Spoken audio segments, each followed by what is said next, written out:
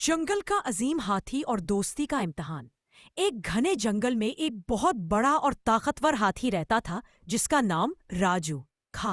राजू को सब जानवर इज्जत से देखते थे क्योंकि वो न सिर्फ जंगल का सबसे ताकतवर जानवर था बल्कि दूसरों की मदद करने वाला भी था।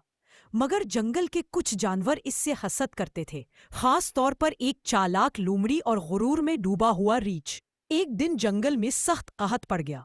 दरिया खुश्क होने लगा, तालाबों का पानी कम हो गया और सब जानवर परेशान हो गए। प्यास से सबके गले खुश्क हो गए।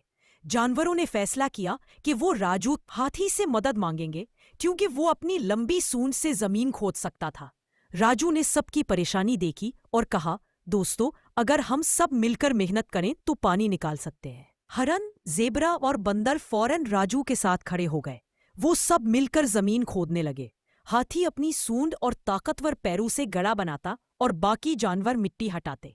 लेकिन लूमड़ी और रीछ हंसने लगे और कहने लगे, ये सब फजूल है, यहाँ कभी पानी नहीं निकलेगा। मगर राजू ने हिम्मत न हारी। कई घंटे की मेहनत के बाद अचानक जमीन से ठंडा पानी फूट निकला। पूरे जंगल में खुशी की आवाजें गूंज उठी। सब जानवर खुशी से पानी पीने लगे। लोमड़ी और रीछ शर्मिंदा हो गए। उन्होंने राजू से कहा, हमने तुम पर शक किया मगर तुमने हिम्मत न हारी। आज तुमने हमें बचा लिया। राजू मुस्कुराकर बोला, असल ताकत अकेले में नहीं, सबके साथ मिलकर काम करने में है।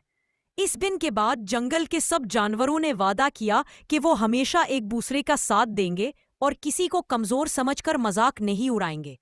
राजू सबके लिए सिर्फ ताकतवर हाथी नहीं रहा बल्कि जंगल का सच्चा रहनुमा बन गया।